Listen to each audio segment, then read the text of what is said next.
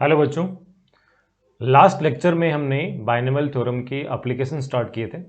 First application लिया था हमने रिमाइंडर फाइंड करना कि बाय यूजिंग बाइनोमियल थ्योरम कैसे रिमाइंडर फाइंड किया जाए। सेकेंड एप्लीकेशन था कि अगर कोई भी आपको नंबर दे दिया जाए, उस नंबर का आपको लास्ट डिजिट पता करना हो या लास्ट टू पता करने हो या लास्ट थ्री पता करने हो, तो बाय यूजिंग बाइनोमियल थ्योरम वो इजीली पता कर सकते हैं आप। नेक्स्ट थर्ड एक छोटा सा और एप्लीकेशन है, to compare two numbers we can use binomial theorem. दो नंबर्स को अगर आपको कंपेयर करना है, उनकी तुलना करनी है आपको कि कौन सा नंबर बड़ा है कौन सा छोटा है, तो इसके लिए भी आप बाइनोमियल थ्योरम को यूज ले सकते हैं। देखिए कैसे यूज लेंगे, तो एक एग्जाम्पल ले लेते हैं अपन।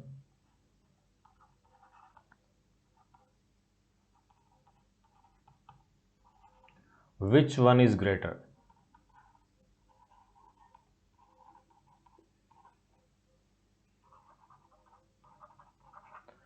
अमंग 1.2 पावर ले लिया, लेट्स से 4000 एंड 800, इनमें कौन सा बड़ा होगा, कंपेयर करना है इनको आपको। तो क्या कर सकते हैं अपन एक काम कर सकते हैं, अगर मुझे इन नंबर्स को कंपेयर करना है तो मैं इनका डिफरेंस फाइंड कर लेता हूँ। 1.2 की पावर 4000 है और दूसरा 800, तो -800, ये फाइंड कर लिया जाए। अगर ये डिफरेंस पॉजिटिव आ जाता है तो डेफिनेटली फर्स्ट वन बिगर हो जाएगा, अगर ये डिफरेंस नेगेटिव आ जाएगा तो सेकंड नंबर बड़ा हो जाएगा। तो अभी डिफरेंस फाइंड करने के लिए जो फर्स्ट नंबर है 1.2 की पावर 4000, वहाँ जो बेस पार्ट 1.2 है उसको हमने क्या लिख दिया, 1 प्लस 0.2, और 0.2 कितना बन जाएगा 1/5 की पावर कितना 4000 और -800 चलता रहेगा। अब यहाँ पे 1 प्लस 1/5 की पावर 4000, इसको आप बाइनोमियली एक्सपेंड कर सकते हैं by using the formula a plus B की पावर n। तो क्या बनेगा 4000 C0 इंटू 1 की पावर से कितनी लगा 1 ही बनेगा, और 1/5 की पावर 0 1 हो जाएगा। तो first term will be 4000 C0, देन प्लस सेकेंड टर्म कितना हो जाएगा 4000 C1 इंटू 1 की पावर चाहे कितनी भी हो डेफिनेटली 1 ही बनने जा रहा है, और उससे नेक्स्ट रहेगा 1/5 की पावर 1, तो 1/5 बन गया। आगे टर्म्स चलते रहेंगे, सारे पॉजिटिव आएंगे यहाँ पे, और माइनस कितना है 800। अब यहाँ पे देखो ये 4000 C1 जो होगा 4000 C1 डेफिनेटली 4000 बनेगा, और इसको डिवाइड कर रहे हैं आप 5 से, तो ये जो सेकेंड टर्म है ना वो डेफिनेटली कितना आने जा रहा है 800। अब ये 800 माइनस 800 कैंसिल आउट हो गया, और 4000 C1 ये कितना हो जाएगा 1 हो जाएगा। अब इस ब्रैकेट को देखिए, ब्रैकेट में सारे टर्म पॉजिटिव ही हैं और 800 आपस में कैंसिल आउट हो चुका है, तो डेफिनेटली सम कैसा मिल गया मेरे को, बिगर देन 0 मिल गया। अगर बिगर देन 0 मिल गया तो इनमें बिगर कौन सा हो जाएगा, बड़ा कौन सा हो जाएगा, 1.2 की power 4000 will be greater than 800। तो बड़ा आसानी से आप by using binomial theorem in numbers को कंपेयर कर पा रहे हैं। तो यहाँ पे दूसरा सवाल आपको देखने की जरूरत ही नहीं है, सिंपल सा एप्लीकेशन है। नेक्स्ट अब देखिए फोर्थ एप्लीकेशन, वेरी इंपॉर्टेंट, केवल और केवल JEE एडवांस के सिलेबस में है वो, मेंस में वहां से कोई भी सवाल आपसे नहीं पूछा जाएगा। तो देखिए क्या एप्लीकेशन है, fourth one, to find numerically greatest term we can use binomial theorem. Numerically का मतलब एब्सोल्यूट वैल्यू निकालनी है आपको।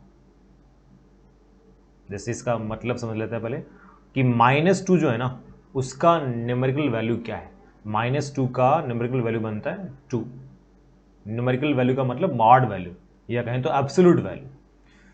अगर पूछा जाए कि 2 का मॉड वैल्यू कितना है या कहें तो 2 का न्यूमेरिकल वैल्यू कितना है, वो भी कितना है 2 ही। तो न्यूमेरिकल वैल्यू का मतलब होता है एब्सोल्यूट वैल्यू या कहें तो मॉड वैल्यू। तो मुझे फाइंड करना है यहाँ पे न्यूमेरिकली ग्रेटेस्ट टर्म किसके अंदर फाइंड करना है, तो ये फाइंड करेंगे अपन a प्लस बी की पावर n के अंदर, जहां पे n होना चाहिए नेचुरल नंबर। कि a प्लस बी की पावर n का जो एक्सपेंशन बनेगा उसमें टोटल n प्लस 1 टर्म्स आएंगे, उन n प्लस 1 टर्म्स में कौन सा टर्म न्यूमेरिकली ग्रेटेस्ट होगा, एंड वो टर्म फाइंड करना है इसकी मॉड वैल्यू या कहें तो एब्सोल्यूट वैल्यू सबसे ज्यादा हो। तो अब ये कैसे पता किया जाए, थोड़ा सोचिए इसके बारे में, अपने दिमाग को जोड़ डालिए, क्या किया, मतलब क्या कर सकते हैं इसमें, कैसे वो टर्म फाइंड करें। तो एक बार खुद सोच के देखो, वीडियो यहीं पॉज कर देंगे, देन इसको वापस अनपोज करके मैं जो तरीका डिस्कस करने जा रहा हूँ उसको देखिए बात। तो अपन देखो एक काम कर सकते हैं, अपन a प्लस बी की पावर n का जो भी एक्सपेंशन बनेगा उसमें टोटल n+1 टर्म्स आएंगे, और हर दो जो आसपास वाले टर्म्स हैं, एवरी टू एडिशन टर्म्स जो आसपास टर्म्स हैं उनको अपन कंपेयर कर सकते हैं।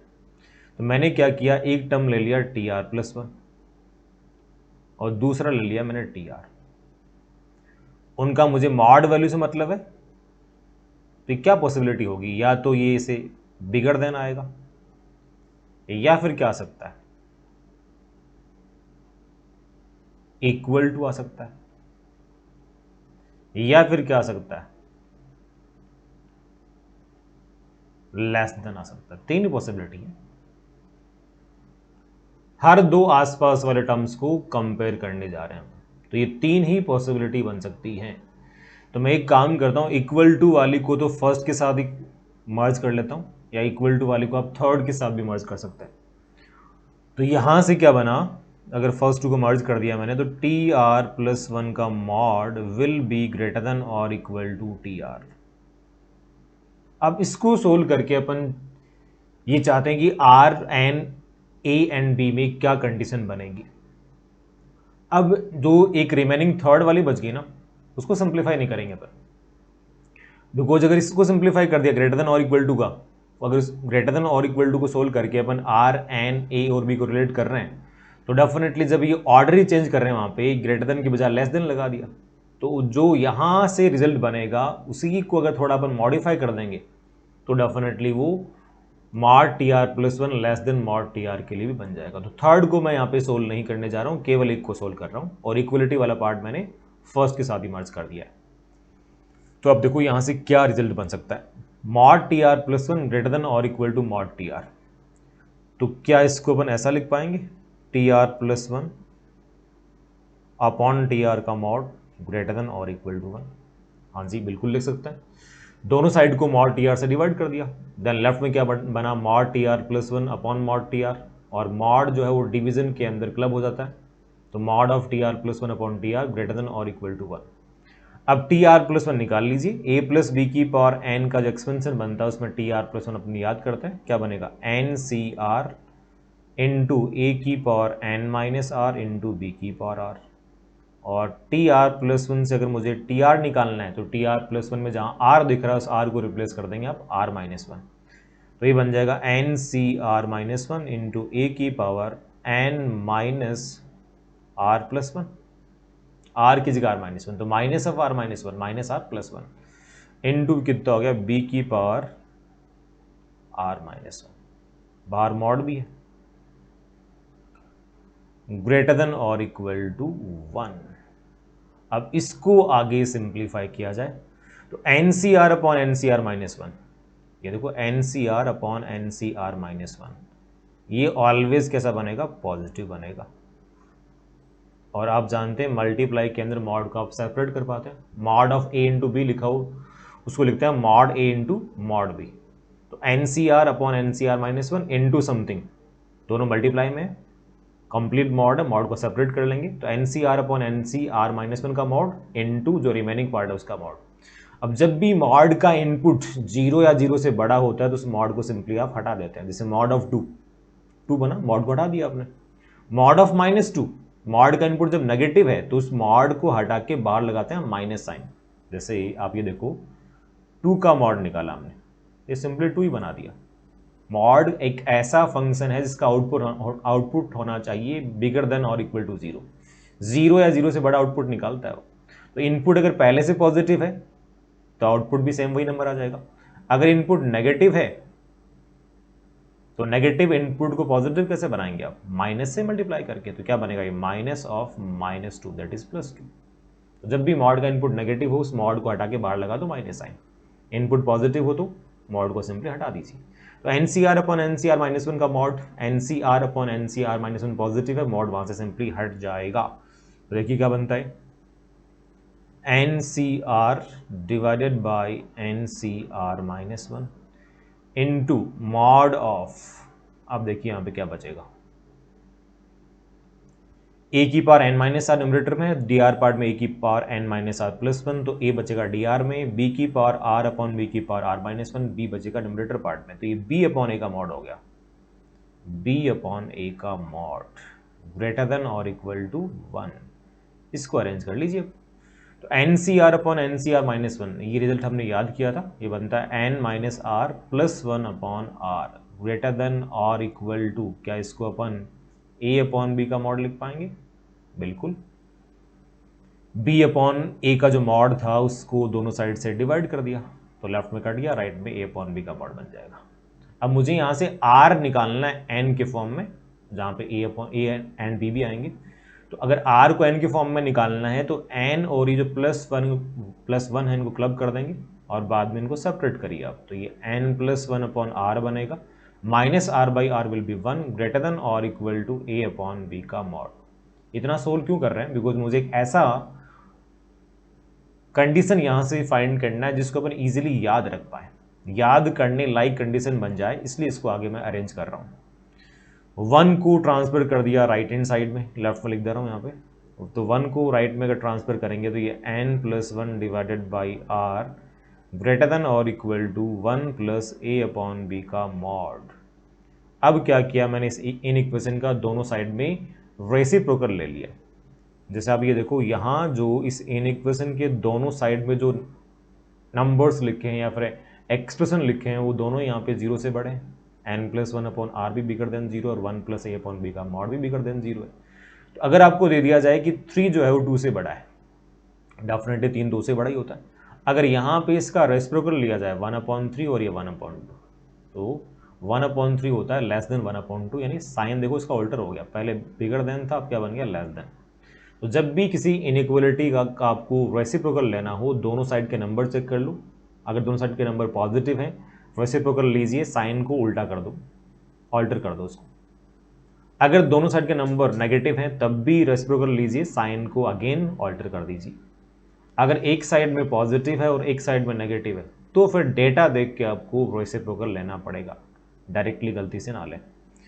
तो यहाँ पे क्या बना देंगे, यहाँ बना देंगे r divided by n plus one less than और इक्वल टू 1 डिवाइडेड बाई कितना हो जाएगा, 1 प्लस ए अपॉन बी का मॉड बन जाएगा, है ना। अब n प्लस वन से क्रॉस मल्टीप्लाई कर दो तो ये बन गया r लेस देन और equal to n plus one divided by 1 plus A upon B का मॉड। यही वो फॉर्मूला था जो कि आपको, मतलब यही वो कंडीशन है जो आपको याद रखनी है। क्यों याद रखनी है भैया, याद इसलिए रखनी है बिकॉज अगर इसको आप याद नहीं रखेंगे तो इतना आपको हर सवाल में सोल्व करना पड़ जाएगा, है कि नहीं। तो उस कैलकुलेशन से बचने के लिए, टाइम बचाने के लिए इसको बेटर है याद कर लिया जाए। आर लेस देन और equal to n plus one divided by 1 plus A upon B का मोड, किसके लिए, ए प्लस बी की पावर एन, पावर एन है, ए फर्स्ट टर्म और बी सेकेंड टर्म। अब चलो याद तो कर लिया, तो सवाल में कैसे अप्लाई किया जाए इसको। मैथ्स में कोई भी फॉर्मूला आप याद तो कर लेते हैं, कोई रिजल्ट याद तो कर लेते हैं, बट इसको कई बार अप्लाई करना नहीं आता है, तो उसका अप्लीकेशन पार्ट देखना बहुत जरूरी है कि सवाल में इसको कैसे अप्लाई किया जाए और कब वो फॉर्मूला दिमाग में आए, कि सवाल में क्या कंडीशन आपको मिले कि इस फॉर्मूले पे आपका दिमाग जाए। तो एप्लीकेशन पार्ट देखने के लिए आपको सवाल प्रैक्टिस करने पड़ेंगे। तो देखिए फर्स्ट क्वेश्चन, क्वेश्चन नंबर 1 देखिए। एक चीज और देख लो इसमें, क्योंकि मैंने ये जो डेवलप किया है आर लेस देन और equal to n plus one divided by 1 plus A upon B का मॉड, वो कौन से के लिए डेवलप किया था, इस वाले के लिए, है ना। तो अगर ये वाला आ जाए तो थर्ड वाला क्या करोगे, सोच के देखो। तो यहां पे क्या कर देना आपको, ये जो लेस देन और इक्वल टू दिख रहा है ना, वो लेस देन बन जाएगा ग्रेटर देन, केवल साइन तो चेंज करना है बस। तो इसलिए मैंने केवल एक को सोल्व किया। तो ये किसके लिए है, ये किसके लिए बनाया आपने, t r plus one upon t r का मॉड ग्रेटर देन और इक्वल टू 1 के लिए बनाया है। ओके, अब देखिए सवाल, find the numerically greatest term in 1 plus 4x to power 8 if x equal to 1/3। इसके एक्सपेंशन के अंदर जब x 1/3 पुट करेंगे आप तो न्यूमेरिकली ग्रेटेस्ट टर्म कौन सा बनेगा, क्या उसकी वैल्यू आएगी, आपको पता करना है।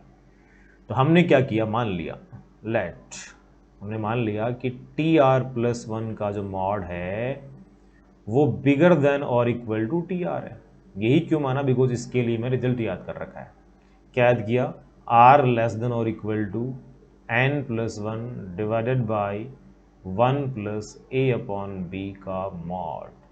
वैल्यूज पुट करी यहाँ पे। तो n plus 1 divided by 1 plus A upon B का जो मॉड है उसकी वैल्यू निकाल लेते हैं। n कितना है 8 प्लस 1 हो गया 9 डिवाइडेड बाई 1 प्लस ए कितना है 1, b कितना है 4x का मॉड लगा दो। अब यहाँ पे x भी पुट कर दीजिए, तो ये 9 डिवाइडेड बाई 1 प्लस x कितना है 1/3, तो ये बन जाएगा 3/4 का मॉड 3/4 ही बनेगा। एलसीएम निकाल लेंगे 4, तो 9 इंटू 4 डिवाइडेड बाई कितना हो गया 7, यानी बोले तो 36/7। अब 36/7 डेफिनेटली एक इंटीजर तो नहीं आएगा, तो लगभग कितना है पता कर लेते हैं। ये बनेगा 5 पॉइंट समथिंग। अब वो समथिंग कितना भी आएगा कोई मतलब नहीं है उससे, यानी 5 से 6 के बीच में आएगा। तो अब ये सोचो कि n plus 1 divided by 1 plus A upon B का मॉड जो था उसकी वैल्यू या तो इंटीजर आनी है या फिर नॉन इंटीजर आनी है। यहाँ पे आ रही है नॉन इंटीजर। अब जब इंटीजर आएगी उसका भी सवाल देख लेंगे अपन। तो साथ में ये देखिए कि यहाँ जो इक्वलिटी थी, ये वाली जो इक्वलिटी है वही चल के यहाँ पे आ रही है ना। इक्वलिटी का मतलब r बराबर n plus 1 divided by 1 plus A upon B का मॉड, और n plus 1 divided by 1 plus A upon B का जो मॉड है उसकी वैल्यू बन रही है 5 पॉइंट समथिंग। इक्वलिटी होल्ड करने का मतलब वही r के बराबर बनेगा, तो r equal to 5 point something. अब क्या r 5 पॉइंट समथिंग के बराबर पॉसिबल है क्या? नहीं जी, बिकॉज r तो एक होल नंबर होता है। इसका मतलब r अगर 5 पॉइंट समथिंग के इक्वल पॉसिबल नहीं है तो यहाँ जो इक्वलिटी है वो आपको ड्रॉप करनी पड़ेगी। अगर यहाँ से ड्रॉप करनी पड़ेगी मतलब ऊपर से ड्रॉप करनी पड़ेगी। तो फाइनली क्या बन के निकला यहाँ से कि mod of T r plus 1 greater than mod of T R. इसके लिए r क्या मिल रहा है मेरे को 5 पॉइंट समथिंग से लेस देन मिल रहा है। इक्वल टू पॉसिबल नहीं r 5 पॉइंट समथिंग। r जब 5 पॉइंट समथिंग के इक्वल होता तभी तो यहाँ पे इक्वलिटी होल्ड कर रही थी, और यहाँ पे होल्ड कर रही है मतलब ऊपर होल्ड करेगी। तो r 5 पॉइंट समथिंग के इक्वल पॉसिबल नहीं, मतलब इक्वलिटी यहाँ से हटाओगे मतलब वहां से हटाना पड़ेगा। तो r हो गया 5 पॉइंट समथिंग से कम। अब 5 पॉइंट समथिंग से कम क्या बनेगा, स्टार्ट होगा 1 से 3 4 5। आप r0 से स्टार्ट करते हैं ना NCR में, r0 यहाँ पे 0 नहीं होगा। क्यों? अगर आपने r को 0 पुट कर दिया तो ये t0 का मॉड, t0 का मतलब 0 टर्म वो होता ही नहीं। टर्म स्टार्ट होगा first term, second term, third term and so. तो r की स्टार्टिंग वैल्यू होगी 1 और एंड कहाँ पे हो गया 5, बिकॉज r बोल रहे हैं 5 पॉइंट समथिंग से कम। अब 5 पॉइंट समथिंग से कम क्या होगा 5, देन 4, देन 3, देन 2, देन 1। यानी जब r 1 2 3 4 एंड 5 होगा तो फिर ये वाला ऑर्डर फॉलो होगा। अब बोलिए कि r की जो रिमेनिंग वैल्यूज है उनके लिए क्या होगा। उन रिमेनिंग वैल्यूज के लिए इसी ऑर्डर को उल्टा कर देंगे आप, ग्रेटर देन की बजाय क्या आ जाएगा लेस देन। तो रिमेनिंग वैल्यूज कौन सी बच गई भी, रिमेनिंग वैल्यूज कौन सी बच गई, r इक्वल टू 6 7 और 8। क्यों? बिकॉज पावर 8 है तो टोटल टर्म बनेंगे 9, लास्ट टर्म होगा t9, और t9 यहाँ पे देखो आप इस वाले में t9 बनाने के लिए r को क्या पुट करना पड़ेगा 8। राइट वाला 8 बनेगा t8 और लेफ्ट वाला t9, तो r एंड होगा 8 पे। तो इनके लिए जो ऑर्डर बनेगा that will be T r plus 1 का मॉड, वहां था ग्रेटर देन, ये बन गया लेस देन। तो काम तो इससे चल गया ना। जब T r plus 1 upon t r का मॉड ग्रेटर देन और इक्वल टू 1 के लिए सोल्व कर लिया तो दूसरा जो पार्ट बन गया लेस देन और इक्वल टू 1 वाला, वो उसी की हेल्प से अपन बना पा रहे हैं। तो दूसरे के लिए कंडीशन आपको डेवलप करने की जरूरत थी नहीं। अब आगे इसको सोल्व किया जाए। अब आगे इसको फटाफट देख लीजिए। इस वाले में, फर्स्ट वाले में स्टार्ट करो। आर को 1 डालेंगे, तो आर को जैसे 1 डालेंगे तो लेफ्ट वाला T2 का मॉड और राइट वाला T1 का मॉड। T1 का मॉड बन रहा है लेस देन T2 का मॉड, तो T1 का mod will be less then T2 का मॉड, है ना। देन आर को 2 पुट करेंगे तो mod of T2 will be less than mod of T3। ये कार्यक्रम चलता रहेगा। आर को 3 पुट कर देंगे तो mod of T3 will be less than mod of T4। ऐसे 4 पे mod of T4 less than mod of T5, 5 पे mod of T5 less than mod of T6। Then जैसे ही आर को 6 पुट करेंगे, इस बार ये वाला ऑर्डर फॉलो होगा, तो 6 पे कितना बन रहा है, mod of T6 will be greater than mod of T7। 7 पे mod of T7 will be greater than mod of T8। 8 पे mod of T8 greater than will be mod of T9। अब जरा देखिए इस ऑर्डर के according ऐसा term कौन सा इसका मॉड वैल्यू सबसे बड़ा है, और वो कौन सा होगा यहाँ पे, T6। क्यों, लेफ्ट से राइट देखो टर्म्स का मॉड वैल्यू इंक्रीज हो रहा है, यहाँ तक इंक्रीज हुआ, और उसके बाद में राइट से अगर आप लेफ्ट देखेंगे तो भी देखो इंक्रीज हो रहा है, राइट से लेफ्ट ये इंक्रीज हो रहा है। सबसे ज़्यादा कहाँ पे आ रहा है, T6 का मॉड वैल्यू सबसे ज़्यादा आएगा। तो क्या लिख दोगे, न्यूमेरिकली ग्रेटेस्ट टर्म कौन सा होगा, T6। अगर वैल्यू पता करनी हो तो क्या लिखोगे इसको, T5 प्लस 1। NCR, N कितना था वहां पे, 8, वेरीफाई करें 8, तो 8C5 इंटू 1 की पावर कितना हो जाएगा, 8 minus 5, 3 into second term 4x की पावर कितना हो जाएगा, 3। तो ये हो गया 8C5 इंटू 4x, x कितना 1/3, तो ये हो गया 4/3 की पावर 3 नहीं है, वहाँ पे कितना बनेगा, 5 बनेगा। वो लोअर इंडेक्स आता है ना वहाँ पे, और लोअर कितना है, 5 है। तो ये इस टर्म की वैल्यू बन जाएगी, और टर्म कौन सा होगा, T6। तो इस तरीके से आप बाइनोमियल एक्सपेंशन कौन से वाला, a प्लस बी की पावर n, जहाँ पे n नेचुरल नंबर हो, उसके अंदर कौन सा टर्म न्यूमेरिकली ग्रेटेस्ट बनेगा उसको पता कर सकते हैं।